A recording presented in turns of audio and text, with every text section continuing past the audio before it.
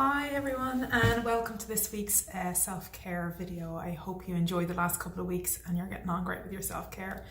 Again, thank you for everyone who's gotten back to me on the last couple of videos, and if you need access to them, if you're kind of catching up, then let me know. Send me an email via the contact box underneath and send me your details, and I'll forward you on the two videos that were part of week 1 and week 2. So happy St. Paddy's Day for all of us Irish people all over the world. I hope you had a lovely Paddy's Day and weekend, the first bank holiday of the year. So to this week's self-care, what I wanted to talk to you about today was about the idea of creating space. That might seem like such a simple thing, but it's something that's so important in our lives. Where really what we tend to do is jam-pack our lives with everything, whether that's in terms of our schedule, if it's in terms of our timetable, it's in terms of our life, and then it's also in terms of our home. But if you think even of a room that's cluttered with loads of stuff and just boxes and boxes of things, there's no space for any newness, any freshness, any magic, any flow to come into your life. It's all just crammed in, isn't it? There's no space for anything else to come in. And that can be absolutely fine for us. Sometimes we find comfort in having things just the way that they are, but sometimes we're looking for a little bit of flow.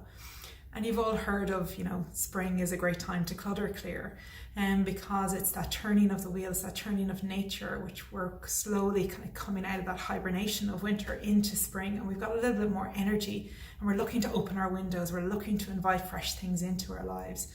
And we do this on a physical level by doing a little bit of clutter clearing. Now, when I say this to people, go and clear your clutter, they go, oh my God, where do I start? I've got so much. And I really would like to invite you to just start really, really small. I heard a great tip lately, I don't know where I heard it, but it was just to get a bag, get any kind of shopping bag and have it in one room of the house. And every day you've got to put 2 things into it. You could do 3 things into it if you want, but at the end of the week, you have a full bag worth of stuff that you're going to throw out or give to a charity shop.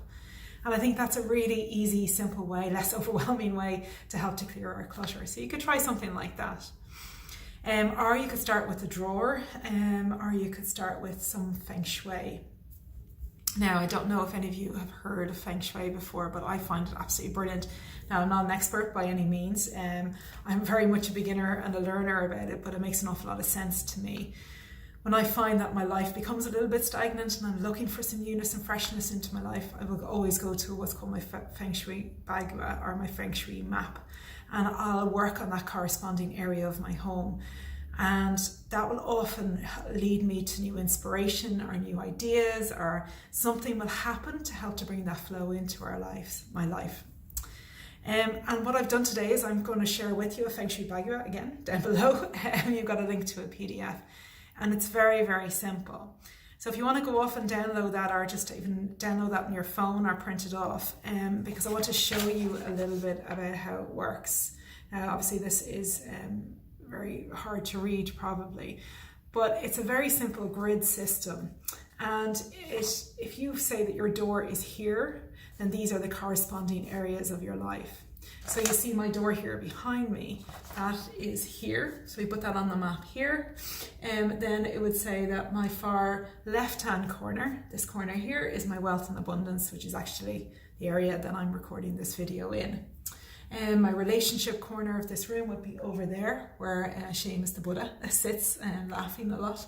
And then in the other far corner would be helpful people and travel. And then just where the door is would be knowledge and spirituality. So with this image that I've gotten from a lovely website called Feng Shui Manhattan, they've also put into it some things that you could put into your life. So for example, if you want more joy and happiness in your relationships, if you find like you want to attract in somebody new into your life, or you want to kind of reignite the energy in your current relationship, the element of that corner is earth, and the color is pink and the shape is horizontal. So if the element is earth, you could put maybe 2 potted plants into the corner of your relationship area, to signifying you and your partner. It could be fresh ones, and you could really tend to them or water them and nurture them. And the colour is pink, so maybe some rose quartz if you're into crystals, or maybe something pink, but put it in pairs in that corner as well, because you want a symbol of two people, you know, in that energy in that corner, and the shape being horizontal. So you can put something flat in there as well if you want, but again, make it two things if you want to attract in that partner. As I said, if you want to bring in more energy and freshness into your current relationship. Another one people often talk to me a lot about is the wealth and abundance corner. So if your wealth and abundance corner, if your door is behind you, your wealth and abundance corner is the far left hand corner. Now in my corner I have a money tree in there, and I really look after it very well, and I found that as that's growing and expanding, actually my wealth and my abundance in life. So wealth isn't always just associated with how much money you have in the bank, but also the abundance of you know, kind of experiences and the people that come into your life, the richness of life as well. So all of that is really connected together. The element is wood, the colour is purple and green, and the shape is vertical. So in that money corner, as I mentioned, you could put the money plant. You could even, do you remember the chocolate sweets you could get? I don't know if you can still get them, where they're coins, chocolate coins. You could put them in your corner. You could put a check to yourself that you're going to cash for a certain amount. It could be a lottery ticket or winning lottery ticket. It could be whatever you want that symbolises that wealth and abundance as well, knowing that that is also related to experiences in your life. So it's a really, really handy little map to have, and it's very simple, and it's worth just even putting it up somewhere. And you could put that map over, you know, it could be to do with your whole home, or it could be just for a room, or it could be even, some people do it just for their desks that they work on, that like to Feng Shui their desks or their their car. Whatever feels right, even the garden actually, you could probably do it for too. So as I said, I'm not really an expert when it comes to Feng Shui, but that's why I've included a link to a book that I read many moons ago, which I thought was absolutely fabulous and actually very funny as well, called Move Your Stuff, Change Your Life. And the link for that is down below if you wish to purchase it, if you're interested in Feng Shui. And you'd like to learn a little bit more, if you want to clutter clear your home, perhaps you've been feeling that kind of pull lately, you found yourself just going, oh, I just really want to get rid of some stuff. As I said, it's the real sign of spring, but it's a real sign of like, I want to create space for newness to come into my life, for freshness, for new opportunities, new beginnings, fresh starts, all of those kind of wonderful things that are associated with spring. So get your bag, have a happy time spring cleaning this week, if that's what you decide to do. Enjoy the Feng Shui map, and I hope all of that makes some sort of sense. I try to condense these videos to as short a time as possible and packing in as much information as I can without wanting to overwhelm you.